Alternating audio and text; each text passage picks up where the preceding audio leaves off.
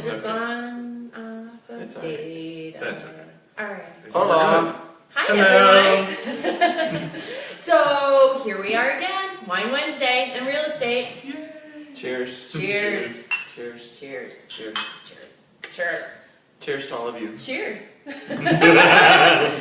we have someone in the background watching and Snapchatting us on our Snapchat. It's a sneak guest. Sneak. So you will have to find it on Snapchat to see the other view of what's happening here. So anyway, welcome everyone. And I'm also live on Instagram. Oh. Yes. What's your Instagram handle? I am 43 Homes. That's weird. Yes. Although it says checking connection, so don't go right now.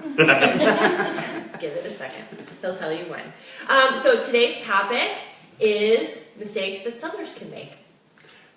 Don't forget to ask questions while we're doing this, though, so that you can be entered in the drawing for Valentine's chocolates from Winans, just downstairs from our office. So, yes, I feel like I get very distracted trying to see what's going on my phone and what's happening here. So I apologize for that. Yeah, I got yelled at. I wasn't texting. You're not texting. And last week it kept kicking me out on my phone. So so you're just going to have to all bear with us. But anyway, today's topics, mistakes sellers can make, because there are none. So No. we'll see you next week. We're just going to go drink now. There are a few. There are a few. Yeah. So anyone want to start this conversation? Anywhere? I'll go. Anyone? I'll go. Anyone? Me. Okay. Wait. So, price. Big one. Pretty important. Number one, I think. Mhm. Yes, So- number one. So, you can do all kinds of things wrong with price. You can price too low, you can price too high. We're in a seller's market. You can, not wait for other people to get a chance to see your house. So what do you guys think? I mean, what do you think price mistakes people make common? Pricing too high. For sure. One of the things about this business is you can put whatever price you want on a house, really. I mean, you could put $1 million on a house if you'd like to, but are you going to get that?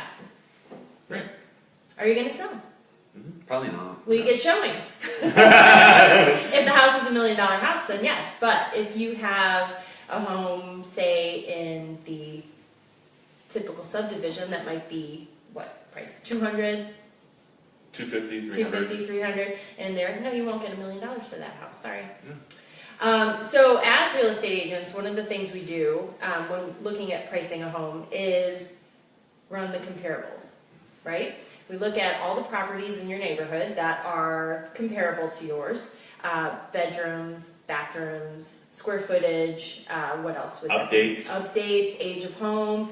Obviously a more updated home might command more money than something that is still in the same condition as it was when it was built. So we look at all those factors when pricing a home and we give you a suggestion, but ultimately we have to do what you want. Right. As the seller. So if you want to price a home $50,000 above what we are suggesting, we have to do that. Do you guys feel like there's indications that maybe a house is priced too high? Well, in this market, if you're not getting showings right away, or even an offer within the first, week to 2 weeks, I think it's a very strong indication you've missed the mark on your price. And I tell my sellers, we can do all the estimates and looking at comps that we want, but ultimately the market's going to determine what your home is worth. Right. And I tell my sellers who want to list higher than what I say the house is worth, we'll do it. But for this to really work for you, we need to act pretty swiftly if those things aren't happening. If we're not getting showings, that's a major indicator. Yeah. Because things are moving very quickly right now, pretty much across the board in Central Ohio. Right. And then B, if you're getting a bunch of showings and you're not getting an offer, you probably need to look at the price, or maybe there's some, pay attention to your feedback. You should be getting feedback from the people coming through.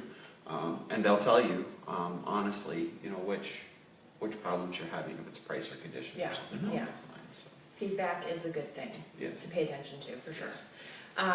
So yeah, that's definitely, I always tell sellers there's definitely, the market is very clear about where you need to be price-wise. So we need to listen to that and make adjustments as necessary with that, so.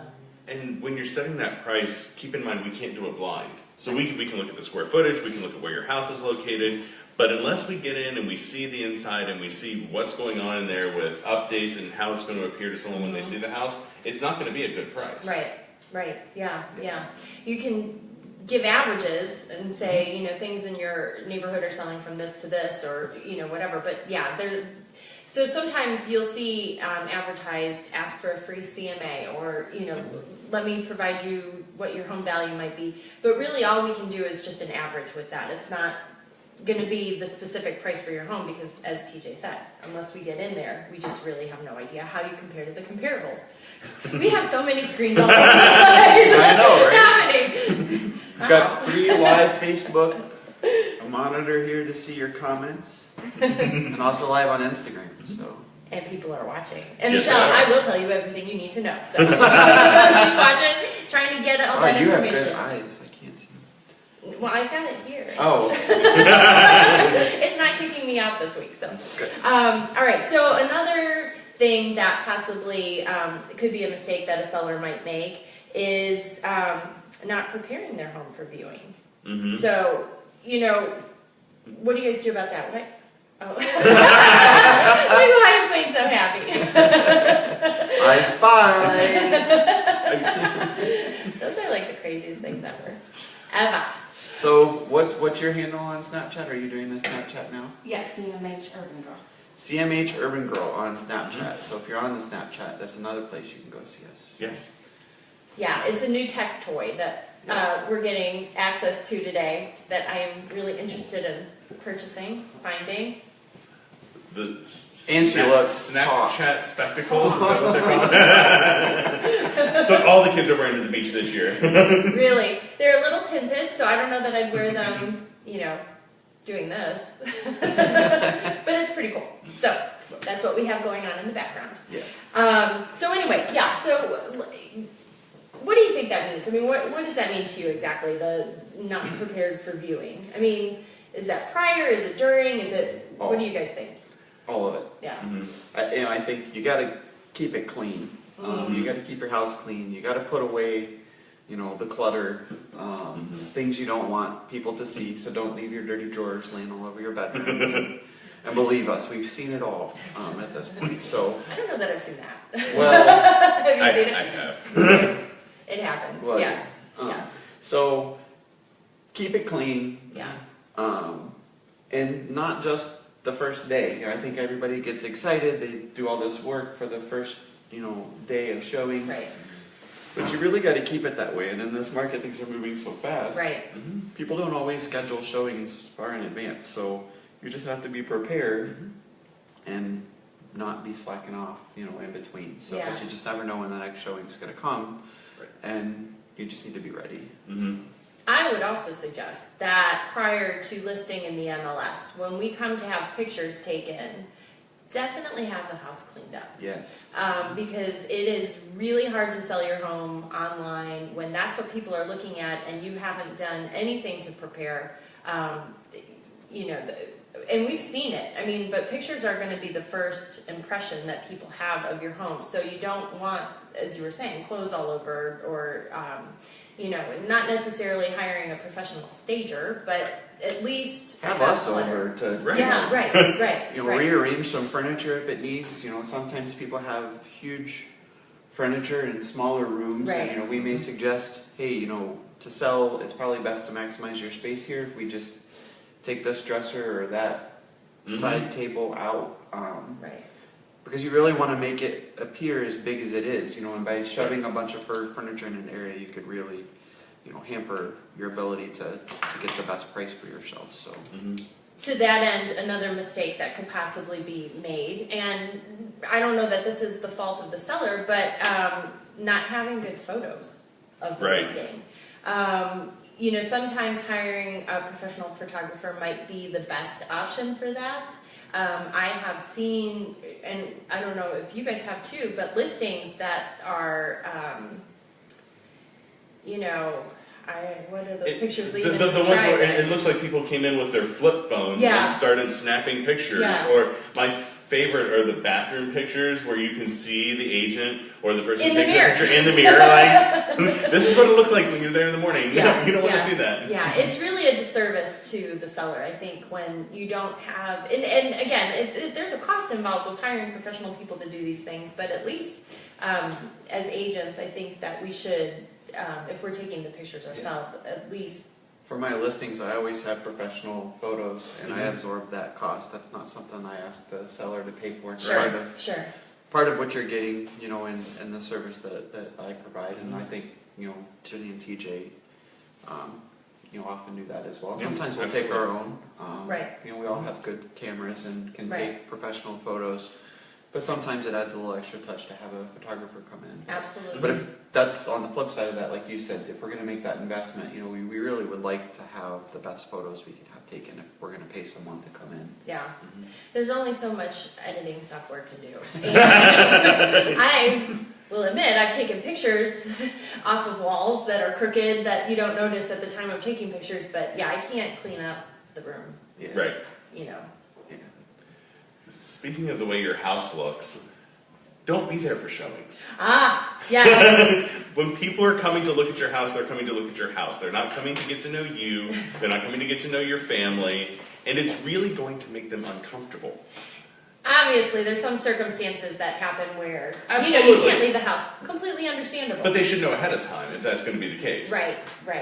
I have had scenarios where I bring the buyer into a home and the seller is there, and Awkward. I mean, really, it is. Mm-hmm. Again, it's understandable if there's something preventing the seller from leaving, and completely fine. But yeah, if you have the option to leave, leave. Well, put yourself in the seller or in the buyer's position. You know, when you're walking through the house and you're touring it for the first time, you want to have candid conversations with, you know, the person you're buying with or your agent, and not be worried about someone listening to every word you're saying. Right. So, you know, having a private showing is really what it's all about. So just don't be there.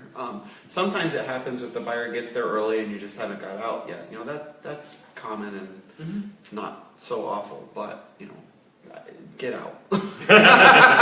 Please. And along those lines as well is another mistake sellers can make is being emotionally involved. And the reason that strikes me is because if you are in the house, you might hear something that you find offensive that the buyer might not like about your house. So, you know, emotional involvement can happen when the inspections take place, the appraisal takes place.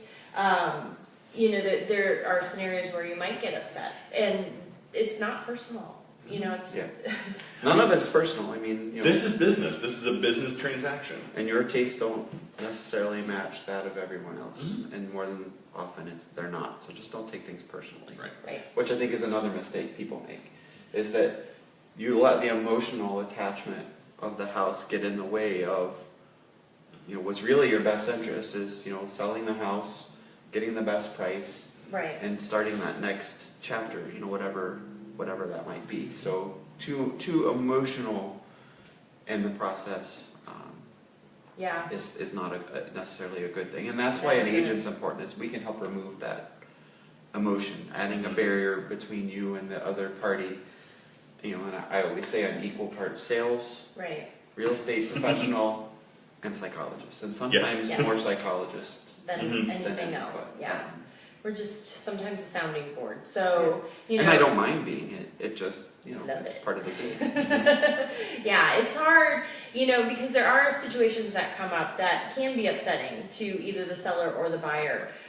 So it's really important to take that part out of the transaction because, again, it's not personal. You know, you've lived in that home, you have, you know, had years and memories and things like that, and it's not, you know, if someone's requesting something be fixed or changed, or maybe they're not satisfied with something that has never been a problem to you, it's not, you know, it's just, it's a new person, it's a new house to them. Right. Absolutely. Before we go any further, ask questions, please. Leave them in the comments. And Anyone?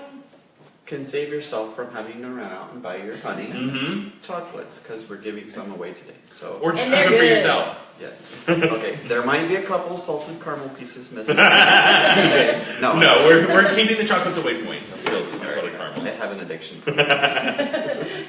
And it's horrible because it's right down the stairs and to the right. Yes. So, The Winans, though, we love Winans. oh love yeah, Winans. good coffee, good chocolate. Yep. So you'll be happy to win it Yes. for sure. But leave a question in the comments, and we'll select one person from all the comments that are left between all of our live sessions here. Throw them in a hat, mix them up, pull one out. Pull one out. Yeah. So, all right. So other mistakes, people make here.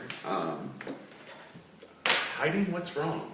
If there is a major hole in a wall, don't put a picture in front of it. Like, know that it's going to be found out. And then you need to recognize that it's something you're going to have to deal with. You can't just cover up the problems. Yeah. And, I'm sorry, Terry. See, this is what happens. You get distracted. Terry says chocolates for everyone. Come on over. I'll buy you chocolate. 48 South High, come on over. We're here. Yep. So yeah, no, that I know I had a transaction where there was when the sellers had moved out, we were doing the final walkthrough. There were some cracked tiles that had been conveniently hidden by a carpet. So there's stuff. I mean, and it wasn't intentional. It just was. And but the point is the buyers didn't see it in inspection or first walkthrough or at any point during the transaction. So and then there's stuff too that you can potentially have legal trouble with after a transaction if you haven't disclosed it. We have the residential property disclosure that is to be filled out to the best of your knowledge. Honestly. Yes. Honestly, yes. So You're saving yourself headaches and problems by doing it up front. Right. I mean, Yeah. that's the bottom line, Yeah. is that, we're all afraid of those little unknowns in the Right. house, because no one wants to have a major repair bill. But if you know about it, you are legally required to disclose it to Right. potential buyers, because if it affects the value or whether or not someone's going to buy your home, you really need to tell buyers. So, Right. foundation problems, water coming in the basement, even drainage in the backyard, Yeah. and there's all kinds of a list of stuff that could potentially be wrong. And it's not even necessarily that it's still a problem. If it was a problem in the past and you fixed it, that's great.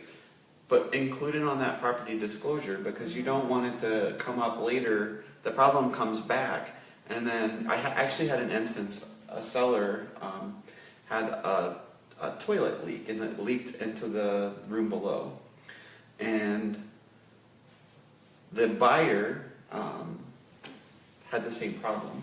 And then it happened to be the same plumber that was the first time. And so, questions came up. Now, there was debatable about Yeah. what that plumber actually did and all of that, and it was a little bit of a he said, she said. But if you just disclose it up front, no matter how minor, you're going to save yourself a lot of headache. When in doubt, disclose. Yeah. And I I just sold and bought, my own house, and you better believe every last thing I knew went in there, Yeah. because I don't want someone to come back on me. So. yeah. Right. Yeah. It can be a very trying experience when you purchase this new home and then things come up after you're in it and moved in, and you think there's no way that they didn't know about that. Right. Before we go on to the next problem, though, related to this, someone asked me earlier when we previewed this, what do you think is the best improvement that someone can do to their house in order to get it ready to sell? So we're getting ready to sell. We can do one or two small things to the house. What's probably the best improvement that you would think someone could make to the house to get it ready to sell? I think the best place to invest money would be kitchens and bathrooms. Buyers, that's what they're looking for. Those are usually the most expensive, though. So, paint is always a really good update you can do. Inexpensive. I don't know that, when we're talking about updating, we mean ripping out full kitchens and redesigning and new cabinets and countertops and that kind of stuff. I But think there are instances where that that makes Sure. sense. Bottom line is ask your realtor. You know, they're gonna be the ones that can really give you specific guidance. You know, certainly the paint and cleaning, damaged flooring, you know, Right. that kind of stuff. You know, think about when you walk through a house and you're considering buying a house. You know, Right. things that distract you from the real value in the house, I think, are the things that you really should focus on.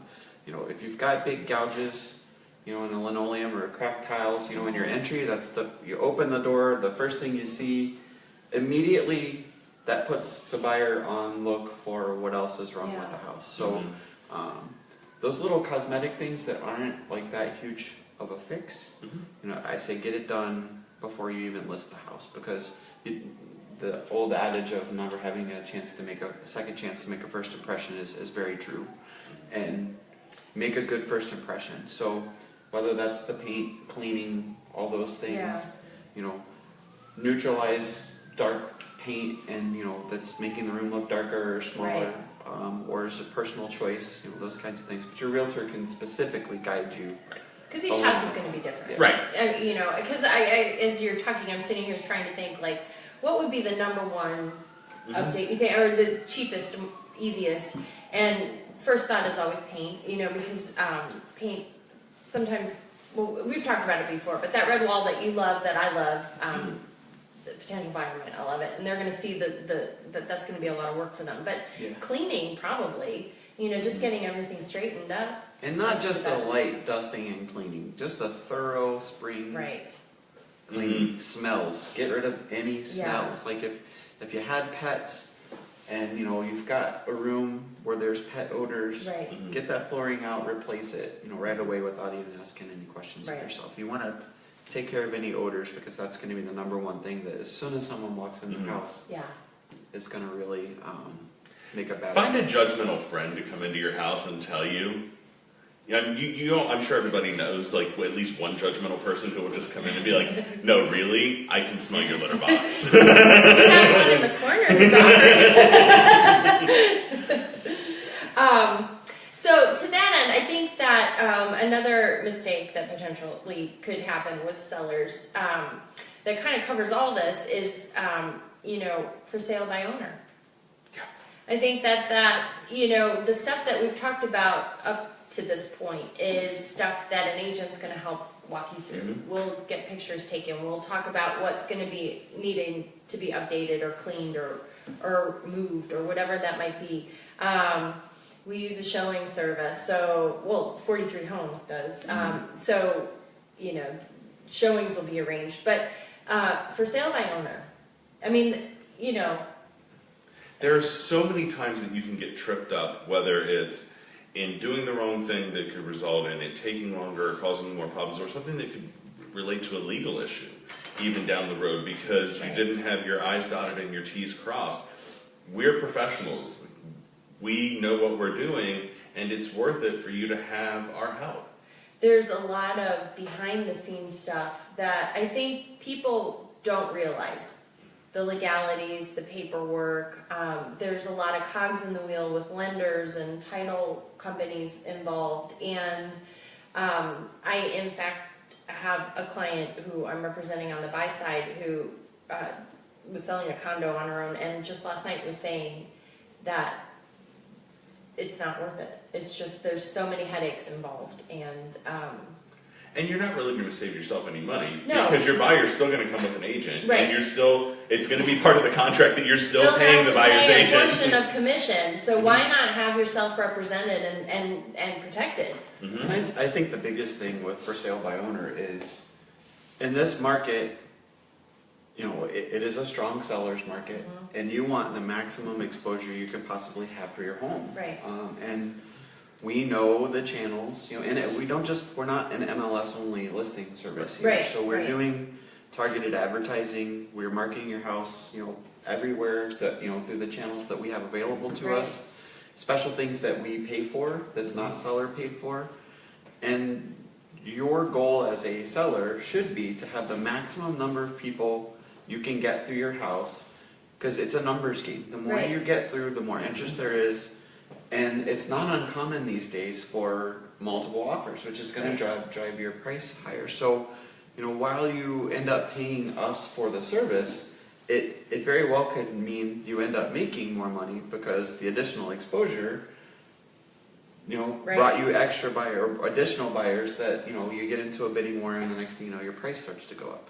And what TJ and Janine were talking about, the legal and other pitfalls and the emotional part of this.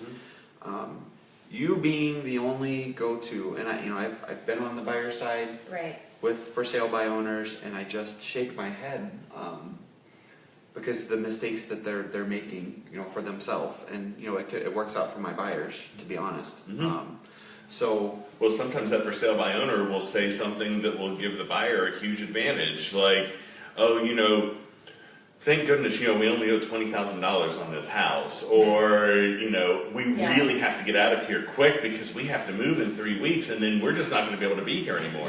Yeah. It's an interesting thing. I think that there's a couple of points. As far as the commission being paid to the seller's agent, that is split between the buy side and our side. And as Wayne was saying, there's a lot of out-of-pocket expense that we're paying for with that. Marketing, showing service. I mean, there are things that factor in it. You're not getting photos. I mean, there are things that are provided. It's a business, and there's business expenses. So, but that is split between both. It's not just I'm not getting 7%, 6%, 5% or 4%, whatever it is that I'm charging you as the listing agent. It's being divided, and.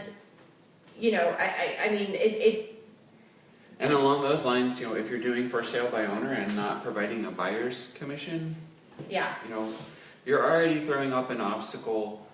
You're throwing up the suggestion, in my mind, that you're going to be difficult to work with. And if my buyer wants to look at your house or see your house or offer on your house, I'm still going to do it. But, know that we're representing the buyer's best interest, and we're watching out for the red flags that come up. And there is the legal aspect too. I mean, we're not allowed to practice law, and that's not what that is. But there's a lot of things to an offer that you need to be aware of, and the way things can be worded, and things that the buyers might be asking for, or things in the contract itself that you don't realize. You may be interpreting it one way. But it's not that way, and it's not stated that way if you read it. So contracts, disclosures, all those things are copyrighted documents. So you can't just go out on the internet and legally start using documents that we basically pay for out of our board dues. So all of those things you have to provide, and we know what you have to provide. So I don't want to beat that dead horse. So you've decided not to do for sale by owner, but choosing the right agent is important too. So, as a seller, you should contact many, have them in, but, there's going to be a fit there, I think, too. And what is the agent offering you as a service? Is it MLS only? Are they going to do more than put it in MLS? I think, let's go through maybe some questions they should ask their agent. Okay. So what are you going to do to sell my house? What do you know about the area? And I think beyond that, it's personal connections as well. Are you going to work well with that individual? There are personalities here at play. We're all people, and you work well with a different personality type.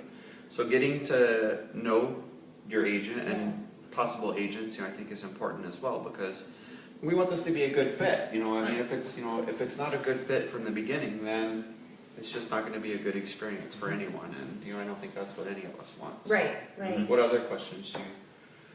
I mean, I think that you want to find an agent who's going to treat you as a person and not a number.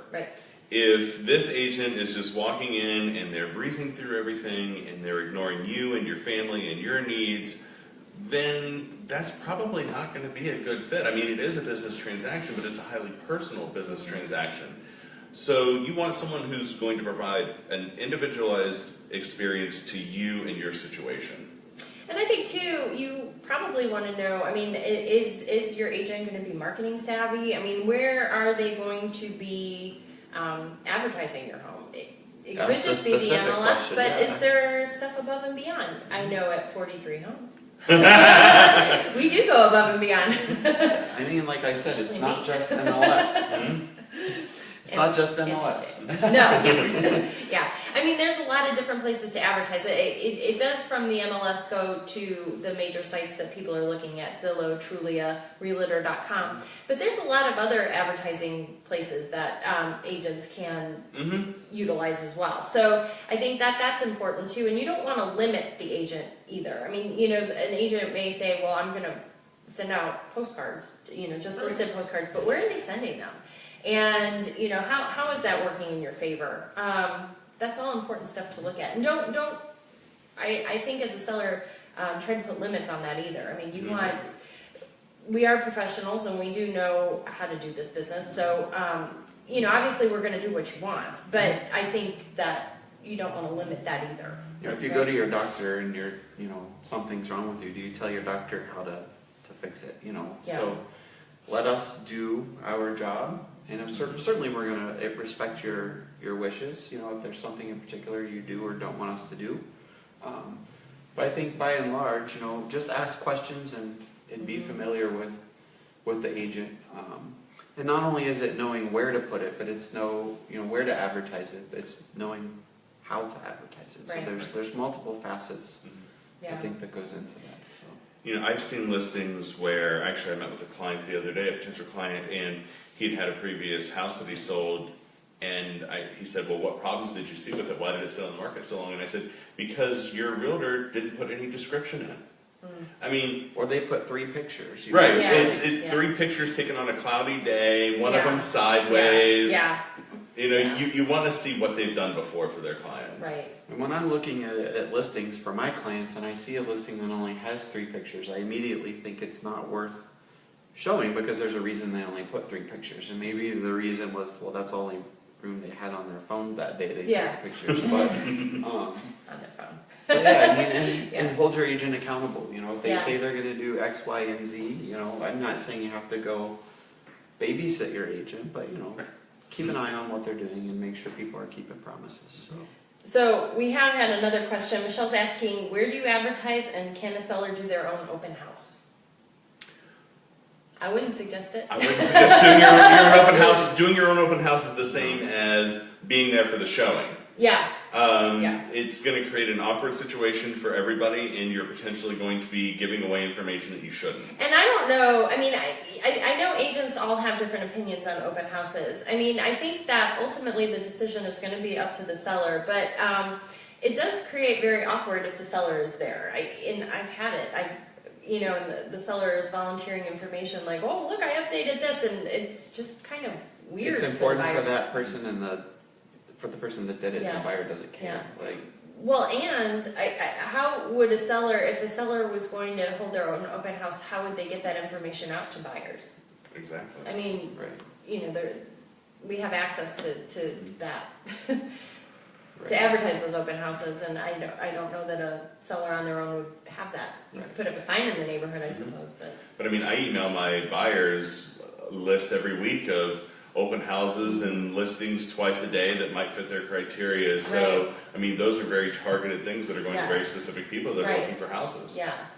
that you don't have on your own. And I think the advertising question too, I mean, I think it just depends on how savvy your agent may be about advertising. There's print media, there is internet, there is social media. So, I think that we like to be fully aware of all the places and potential there is for advertising. Some agents may not be. They may not care. It comes down, I think, to targeting. Yeah. For one listing, it maybe makes sense to be in certain places than the others. Sure. But I mean, I think some of the common places, we'll do all the social channels, whether it's Twitter, Facebook, Right. LinkedIn, Instagram, I do all of those, and I Yeah. think you guys do as Yeah. well. And not just always the, organic posts, if you will, but we do some paid advertising with that Right. stuff as well. Right. As part of 43 Homes, and when you list with us, your listing is what's called syndicated. So it goes out to every search site that's out there, whether that's Zillow, Trulia, and not just those, but all the brokerages have usually a search engine built into their sites for looking for homes. So you're automatically syndicated to all of those places. Right. So syndication's a big thing because there's so many different search options available. You want to make sure that your brokerage that you're going with is syndicating listings, because you miss out on a potential buyer that way if it's not in all those potential search sites. And the paid advertising on the Zillow and the Trulia and featured properties are things that in the right situation we will do as well. Yeah, yeah, and quite frankly, I mean, all searches, for the most part in this day and age, start online. So you definitely want to have. That's 90%, but I have a hard time believing it's even that low. Right. Right. I would guess way higher than I mean, that. here in Central Ohio, I think if you're in a much more Depends rural on the area, area, like some of the places in Northwest Ohio, you might be. Yeah, I very rarely get a buyer that comes to me who hasn't already been looking. Yeah. So. Yeah. So, is anything else I think we add to these mistakes? I think we've kind of covered a lot, but if you have questions about maybe when you're thinking about listing and you're not sure, we will be open for questions at any time. So ask. And the one thing I'll add, to kind of close out is, whether you're thinking about selling now or if it's in a near term, future here, whether that means a year or two, start with little projects now. Yeah. Because I think a lot of sellers have good intentions and they wait and they wait and they wait, and then it gets to the time where the time is right for them to sell, and then they realize, oh, we've got to do all, I need to make these updates, I need to change this, fix that. And it can be overwhelming. And then they get overwhelmed, and it makes it stressful. So bite off little projects now. Right. Contractors, because of the economy and the amount of development that's happening around town, don't expect that you're going to call a contractor and they're going to be at your house tomorrow or even this week, because contractors are so busy with all the development that's going on. So my best advice to leave you with is to plan in advance. Don't do this by the seat of your pants, because ultimately I think it's going to cost you money. That's I think what most sellers would like, is to get because you want to move on to whatever's next, and you've made an investment in your house, and it is an investment, so you might as well get money back out of it. So.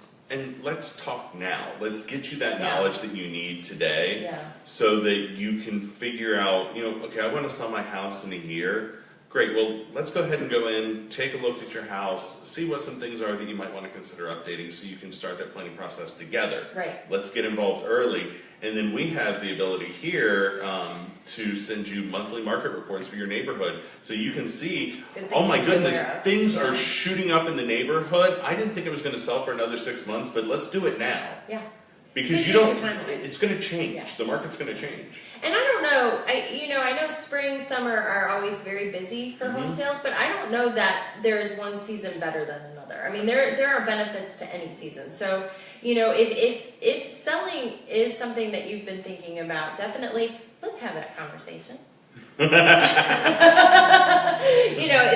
There's no obligation. You don't have to sell in a month because you call us and have questions. I mean, part of what I love about what I do, and I'm sure TJ and Wayne feel the same, is the education part and the helping. And we provide a service to you, and that's part of it, is being able to help answer those questions and talk about. And we've been around the block. Yeah. So we know what to look for and what to do. So with that, thank you very much. Thank you, everybody. It was a pleasure as always. We'll be back next week, I think, on location. I spy. So we'll look forward to seeing everybody next week. Thank you again. Yeah, thanks for watching. Absolutely. Always. Send us any questions you ever have. That's what we're here for. That's what we're here for. So, all right. Ciao. Cheers. Cheers. Ciao.